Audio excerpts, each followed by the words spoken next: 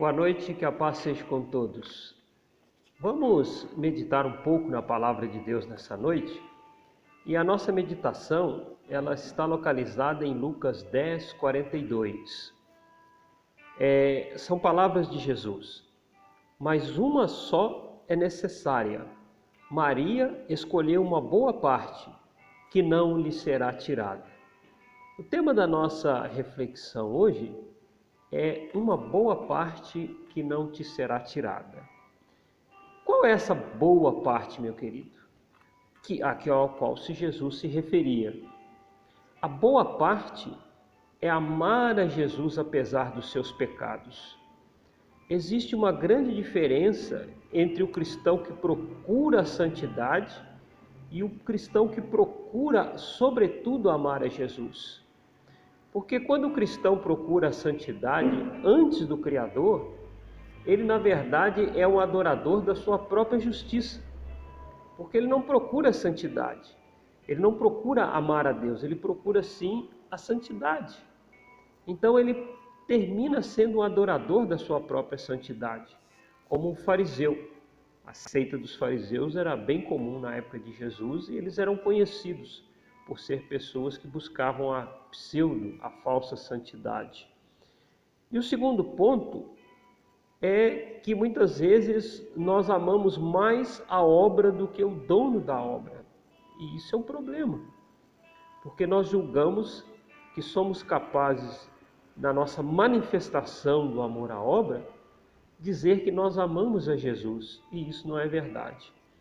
Quando foi que Jesus disse essas palavras? Maria escolheu uma boa parte, a qual não lhe será tirada. Ora, foi num dia onde Jesus compareceu à casa de Lázaro para um banquete.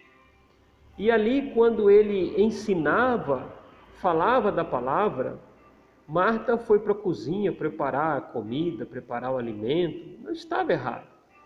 Mas Maria se assentou ali e ficou ouvindo os ensinamentos de Jesus. Então Marta censura: mestre, não vê que eu estou cuidando de tudo sozinha? Manda que Maria me ajude.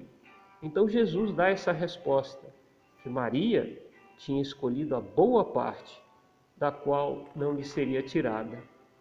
Agora uma outra questão é, quem era Lázaro? A palavra Lázaro significa leproso. O nome de Lázaro não era Lázaro. Ele foi ocultado de propósito, deram para ele esse pseudônimo. Por quê?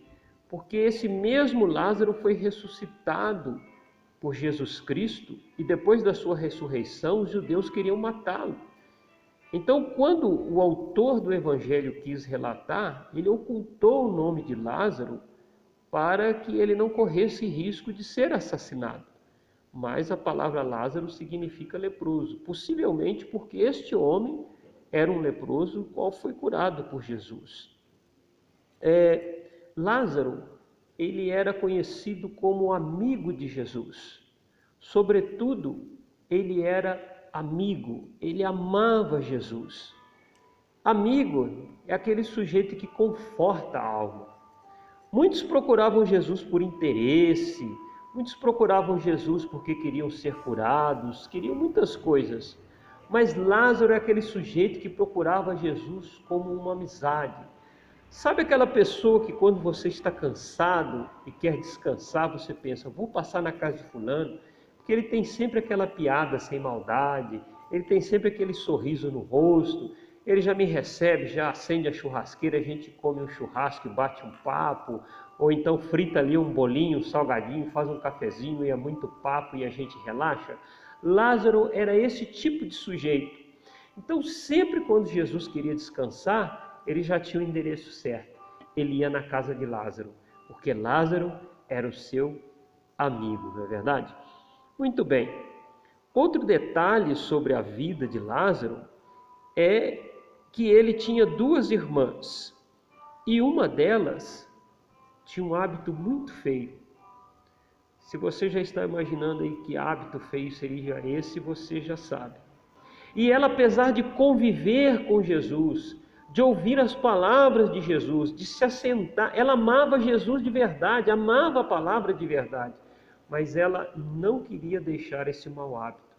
Muito semelhante a cristãos do nosso século, né? Pessoas que frequentam a igreja, que participam da ceia, que confessam a Cristo, são cristãos assim adoráveis, mas não largam aquele pecado e aquele mau hábito. E o terceiro detalhe muito curioso na vida daquela família, Lázaro, Marta e Maria, é que Lázaro também não era pobre. Porque se você analisar na palavra de Deus, esse mesmo Lázaro, quando morreu, ele foi enterrado numa sepultura cavada sobre a rocha. Ora, um judeu pobre não consegue comprar uma sepultura.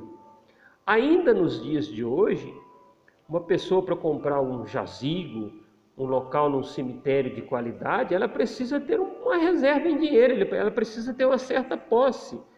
Naquela época de Jesus, ter uma cova cavada na rocha era coisa para judeu nobre, judeu rico, judeu que tinha recursos. Mas note bem, apesar de Lázaro não ser pobre, Maria ainda tinha esse mau hábito, ou seja, ela fazia isso e não era por necessidade financeira.